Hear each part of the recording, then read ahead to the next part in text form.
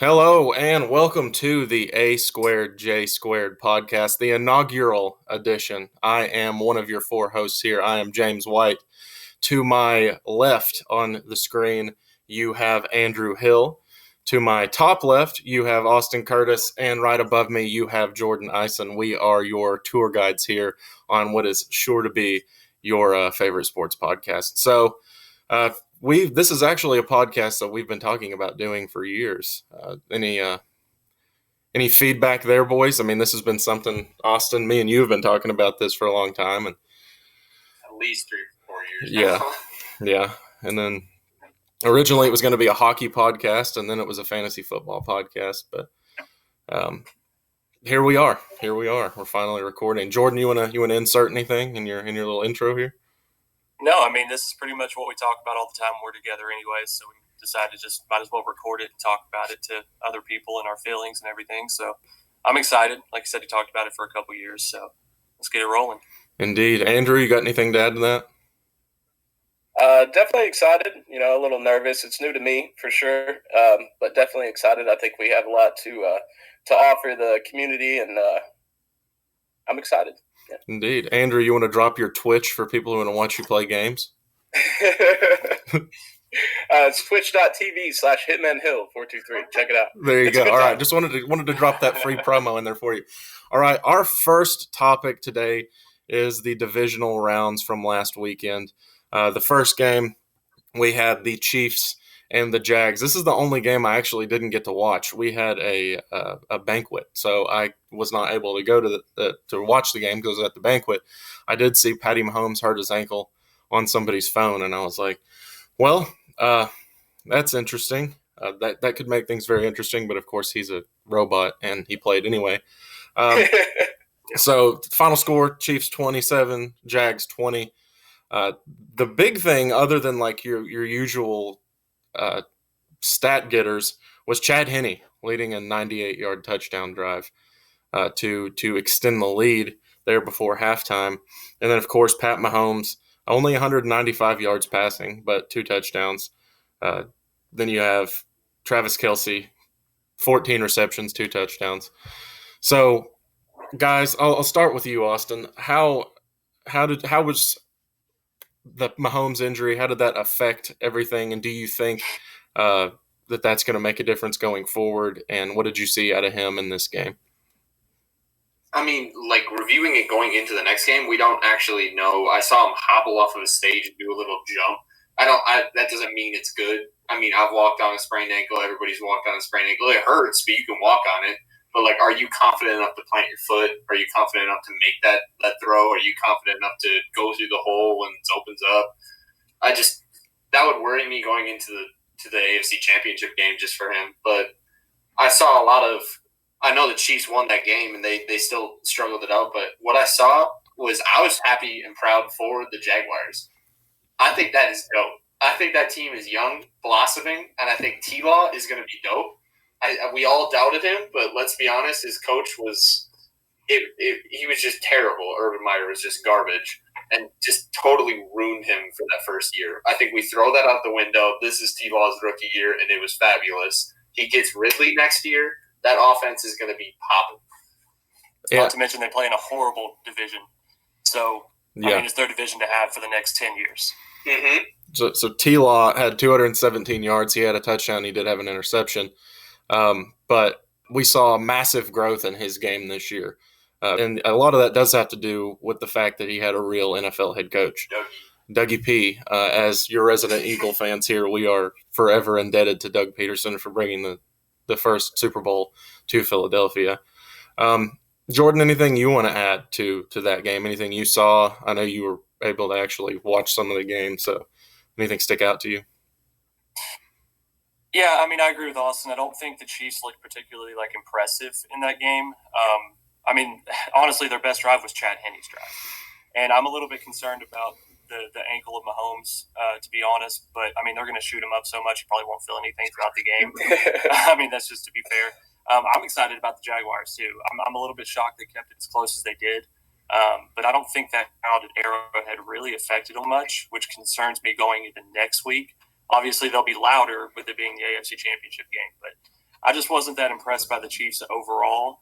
But this kind of seems to be the way they play. They just kind of pull it out. It's never really a blowout. Mahomes always makes the big play when he needs to. So, yeah, I mean, I agree with everything Austin said, really. And, I mean, I'm looking forward to seeing the Jaguars next season because I could see a team that wins 11 games next year. Yeah, I could see, especially if they play the way they did later in the season. They won their first game and everybody was excited. They played the Eagles close. Everybody was excited. They went through like a drought and they got real hot to go to the end of the year. And, again, like you said, when you look at those other teams in the division, what are the Titans going to do at the quarterback position? They have to have a line. If you want to run Derrick Henry, they're garbage. The Texans are terrible. They're going to be blowing it up and starting over. Which quarterback are they going to take? The Colts are an absolute mess. Who's going to be their coach? So I agree with that. I didn't give the Jags enough love, but I am – I'm looking forward to see what they do too. Travis Etienne is an absolute stud. Carried me to a fantasy championship this year in part. I picked him up after Breece Hall got hurt, which was the fact that he was available was ridiculous. But yeah, they're going to be exciting, but of course the Chiefs and their experience ended up triumphing. Andrew, anything you want to add? I mean, these guys pretty much said it all. Trevor Lawrence was definitely impressive. I wasn't too impressed by the Chiefs as well. It is concerning to see Patty Mahomes, limping off the field there for a minute. He tried to go back on, ended up going back off the field, but I'm worried as far as for next week for them, especially with how they played. But I'm excited to see the Jaguars. I think they've got a nice young team, and Trevor Lawrence is definitely impressive. Sad he lost that undefeated streak on Saturdays. I don't know if you guys saw that, but he's never lost on a Saturday apparently. So that was a little disappointing. But yeah, I think the Jaguars are definitely going to be a team to watch for the next 5-10 years even. So yeah, definitely. So that pretty much wraps up the first game and the second game of last weekend. My favorite game from last weekend. Me and Austin were joining each other via Google Meet like we are right now to watch the Philadelphia Eagles just absolutely dismantle the New York Giants. Everybody throughout the week kind of said, hey, this team's a little bit impressive. They kind of look like the old Eli Manning teams. They look like the team that snuck into the playoffs and beat the undefeated Patriots, blah, blah, blah, blah, blah, blah, blah, blah, blah. Well, the Eagles heard that, and they took that as disrespect and just, dismantled them, which was fantastic to see as an Eagles fan. Anytime that the Eagles play the Giants, it's a good idea to cash in a Boston Scott anytime touchdown bet. If you're into that kind of thing, it's going to hit. Jalen was very efficient. He looked healthy.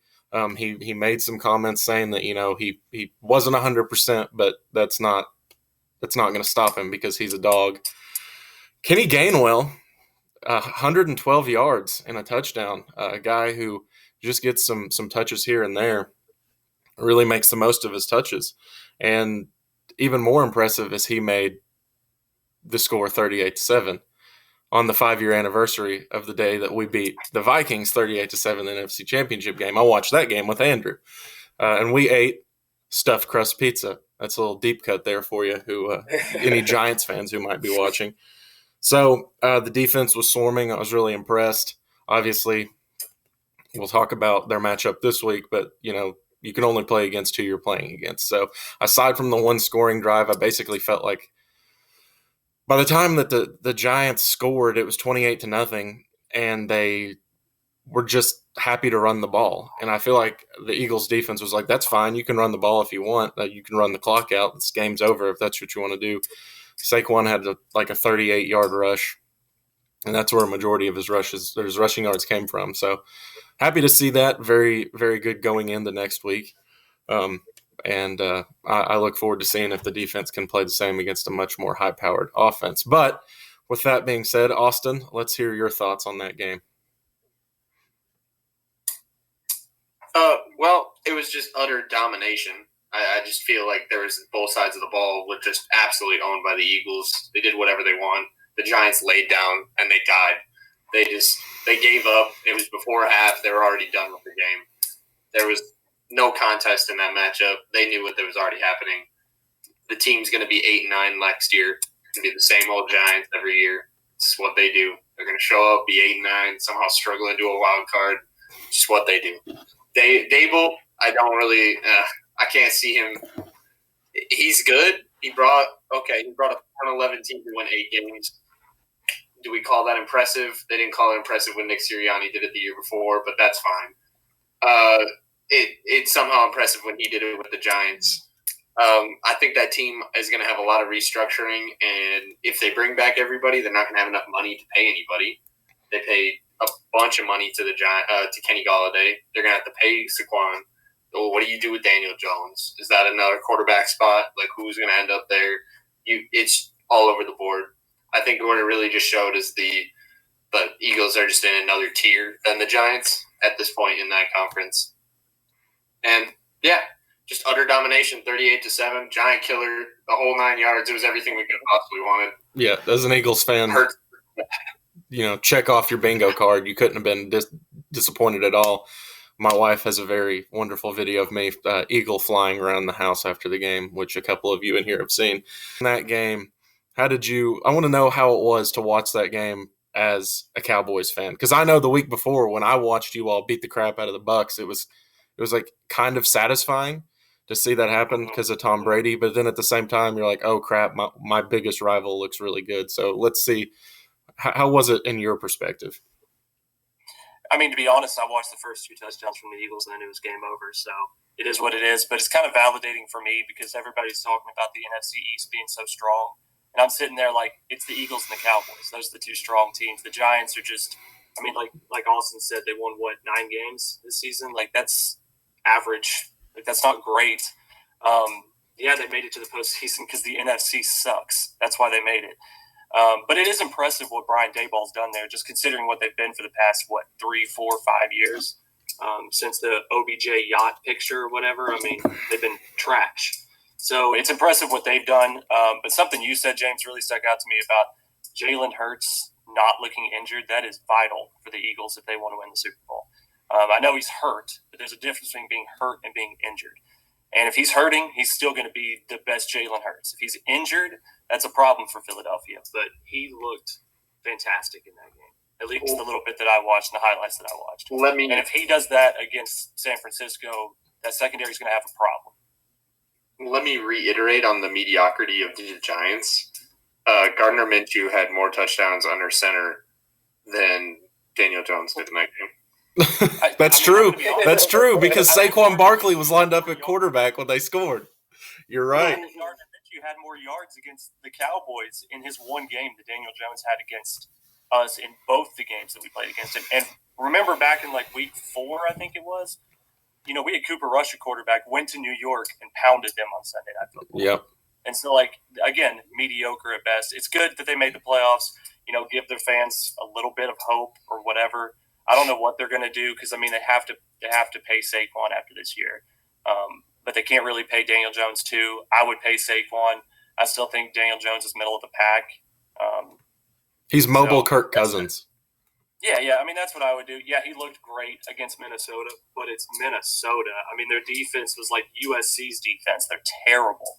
And so, yeah, but if the Eagles play like that against San Francisco, obviously going to be a tougher game, but they will slice that secondary apart because that secondary is kind of suspect at times. Andrew, anything you want to add there? You say you're an Eagles fan. That's been up for question lately. Because he has a crush on Joe Burrow. But listen, we gotta wait.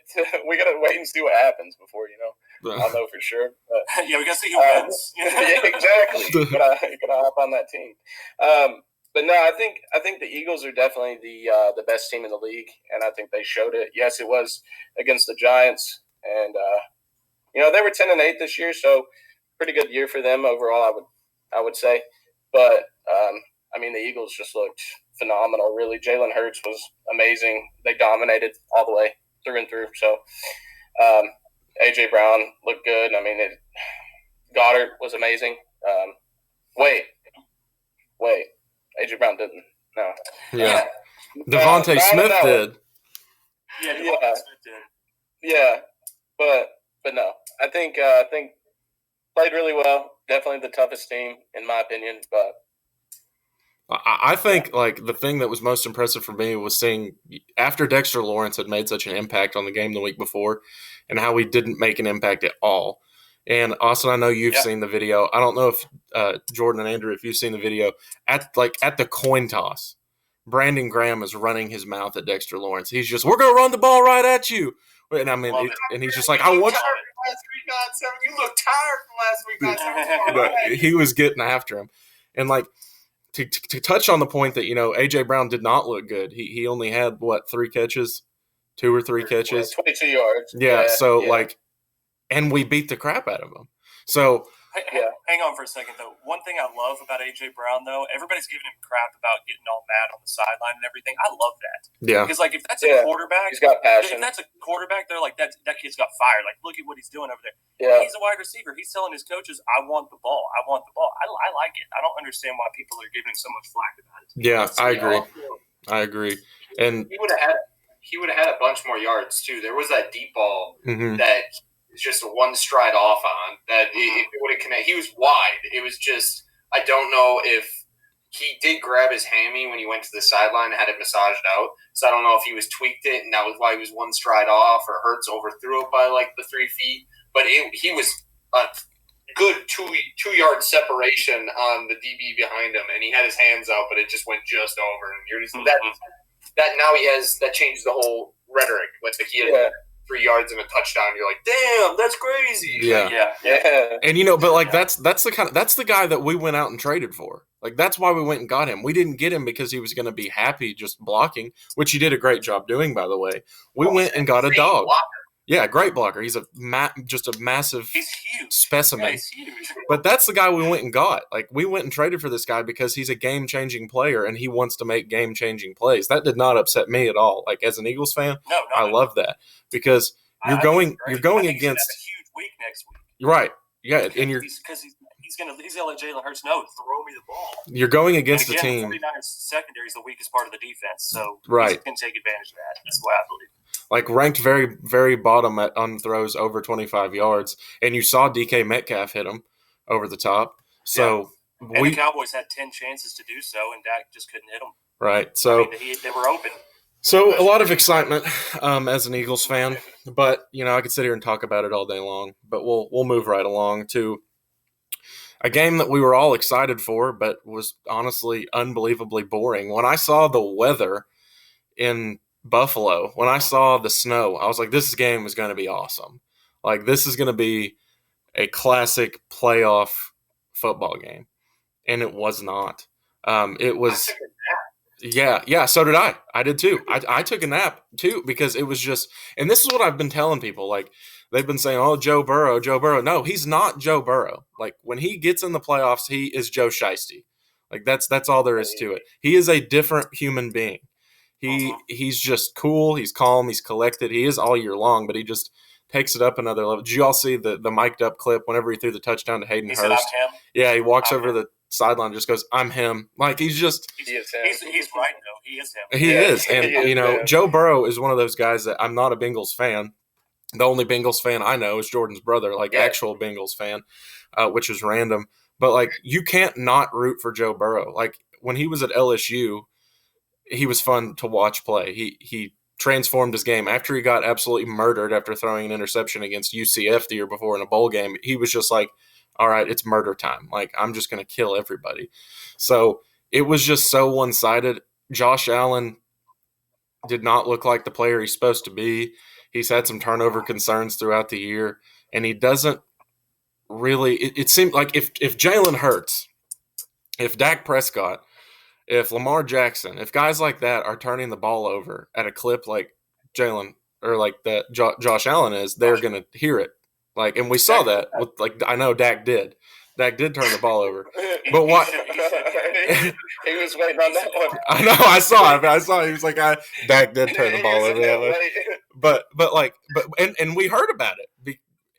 But when Josh Allen does it, it's like, oh, he's trying to make a play. So you saw Stephon Diggs on the sideline getting really frustrated, that whole thing. Kind of leaving and then coming back and leaving again. Like after the game, I heard that he like left the locker room early. Somebody brought him back and then he left again. I don't think that that's going to be an issue long term. I just think that Stephon Diggs just wants to get to a Super Bowl, and he's fallen short multiple times. My favorite time being 38-7. But that's neither here nor there. I think the thing about Stephon Diggs too, did you see him like letting Josh Allen have it on the sideline? Like that's completely contrary to what A.J. Brown did. Right? Yeah. Like I hate what Stephon Diggs did. You don't put your quarterback on blast like that. Obviously, Josh Allen's trying to get him the ball. Like, why wouldn't you try to get him the ball? So I just didn't like the way that Diggs handled himself during that game. Especially when you're in that quarterback situation, you have like the shanks, like you're not connecting, you're not getting it right.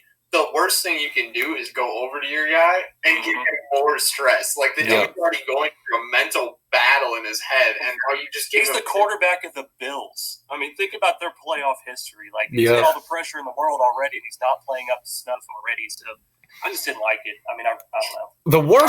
The worst part about all of it too is it gave Eli Apple ammunition on Twitter, and that guy has to be smoking a cigar after the game with Joe Burrow. It's like Eli, no. he's the biggest troll in all of football, and like he'll make a play every now and then, but then he also will get burnt like toast. We saw Cooper Kupp expose him in the Super Bowl last year, so he just always has something to say. And last year it was Tyreek Hill, and this year it's the Bills, and I'm just tired of it.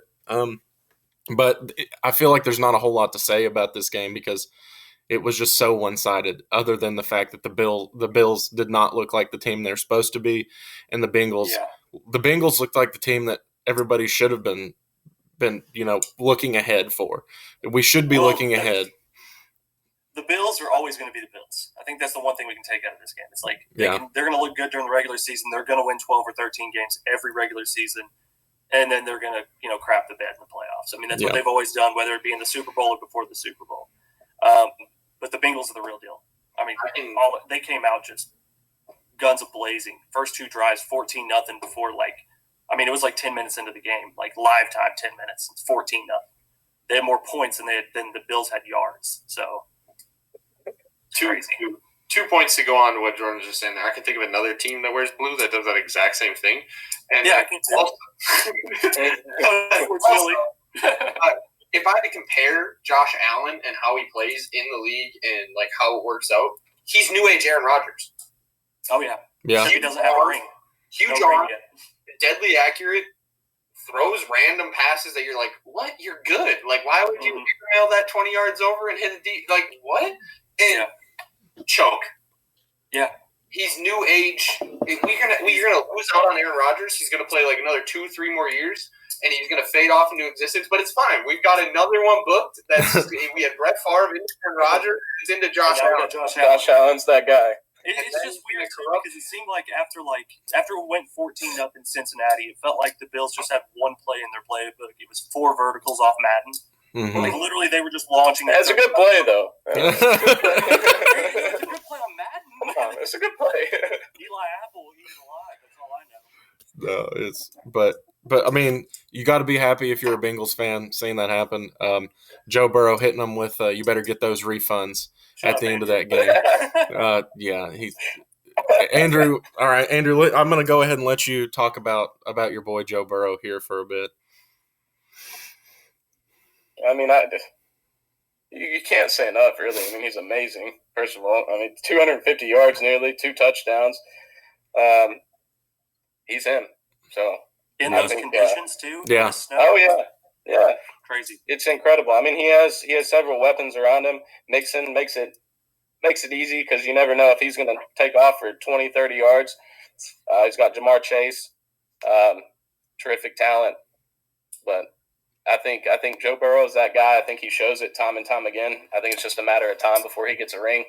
But yeah, I think the Bengals are the real deal. As an Eagles fan, I feel like the only team that they could lose to and it not just destroy me would be the Bengals. Like, I don't want to lose to anybody, obviously. I want to win another Super Bowl. But if it has to be anybody, I would prefer it be the Bengals for the franchise, for Joe Burrow. As an Outsiders fan, that's the Super Bowl I want to see. It's Philadelphia. Definitely. Yeah, it could be interesting. Be honest, I've got it written down right here, but I'm going to be honest. Like, I really think Joe Burrow could be the next Tom Brady. Just the way that he flips the switch in the playoffs. I mean, he literally is cool as a cucumber. Like, nothing phases him in the postseason. You go into the Bills Stadium and there's snow, it's cold. It doesn't mean anything to him. He's him. Like, it's crazy to me. And it's saying a lot to say he could be the next Brady, but who else would be? And he's like, mobile. Burrow's got the best chance. And he's mobile. Like, and he can move. He can take off. I'm not saying he's not gonna like kill you over and over on the ground, but he can run. He can get away. Yeah, he can tuck it. Yeah. He's very good at moving the pocket too. Like, I mean, All right, I think everybody here can agree that we do like Joe Burrow as a player. So moving forward, that's who I'm rooting for in the AFC. But let's move on to the next game. The game let's not. Let's just stay right. Yeah. No, let's stay right. Hang on, I'm ordering my Burrow jersey right now. Skip this one. All right, so on to the conference championship. So, all right, we won't spend too long on this. That game sucks. 49ers 19, Cowboys 12. Both defenses look great. I feel like you can really say that the game was changed in 3 different times. The first one, depending on what you say, 3 different occasions. You've got both of Dak's picks. You've got the what are you laughing at? You've got the Tony Pollard injury. And then why the hell was Zeke at center? Why? I know the game was over at that point in time. But why do you put Zeke at center?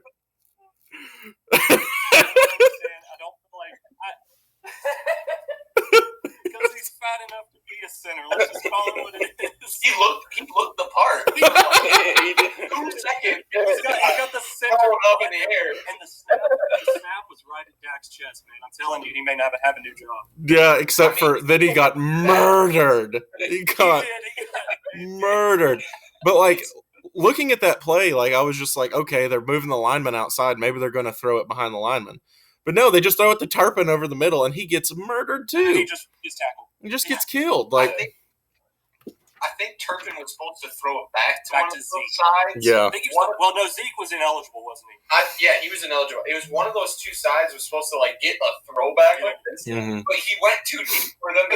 Yeah. He went 8 yards deep. Boom, done. What's that? He really went right in front of the linebacker. Like, Too deep of a route. Hey, but you know what? Silver lining if you're a Cowboys fan. Brett Maher made 2 field goals.